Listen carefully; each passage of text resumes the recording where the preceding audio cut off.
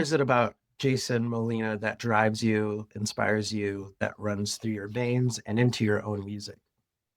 I love this question, and I love that you found that documentary too, because it feels like a whole different lifetime ago. It was like 2017, 2016, 2017. Yeah.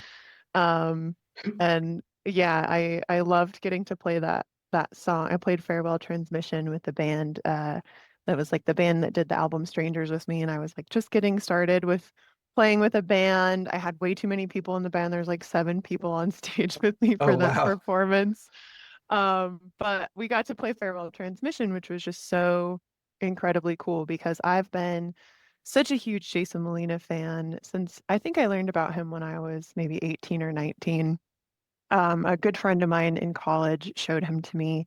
I remember sitting up, it was like one of those late drinking nights, and we'd like been out at a show or something, and there was a few of us sitting around like somebody's laptop at a kitchen table. And my friend put on the song Hammer Down by, I think that's on like a specifically a Magnolia Electric Company album. I think that's on What Comes After the Blues. But um, I just remember being so floored by the feeling that I got from his music. Like it just something about the timbre of his voice and the lyrics and just this like solemn but hopeful feeling that I got listening to it. And I remember just being like, oh, this is the music that I want to make, that I want to like listen to forever. It just deeply impacted me. And I was 19 at the time, and Jason Molina was still alive. And I Mm. remember just like completely like throwing myself into his discography at the time. Like I got so obsessed with that.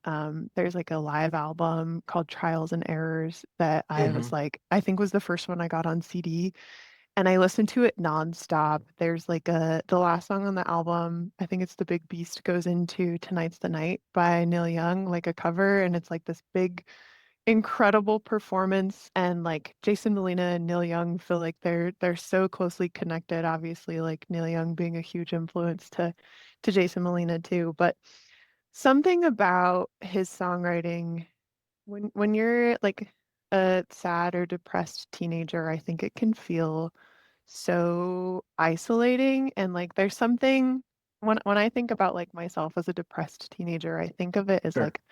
like so lonely, but like almost in this kind of selfish, self-aggrandizing way where you're like this young kid and you're like, nobody's Yeah. ever been this sad ever in the history of the world. Like I'm the only one who's ever felt like this.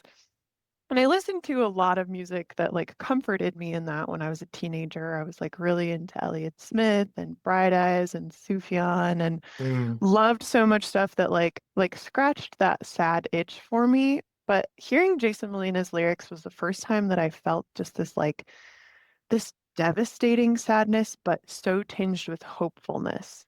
And like it just made me feel so understood and seen at like a really Mm. impressionable age. And I just remember just immediately being like, oh, this is my favorite artist, and I think it will be forever. And Wow. like just a few short years after I got into him is when he passed away too. So I just it was like he was my first like hero that I remember like passing away too. And it was like right after I'd gotten so into him. I remember like being in my friend's car and Hmm. him telling me about him dying. And I like called out to work that day. I was working at a record store, and I like called in and Whoa. I was like, I can't come to work today. Jason Molina died. And just like remember crying and listening to Didn't It Rain all day. And it's just the staying power of his songwriting has just it's never ended. He's just always been my favorite. Everything, so many of my own songs, I feel like there's you can trace them back to like lyrics that resonated with me so deeply as a young person when I was like really getting my feet under me as a songwriter.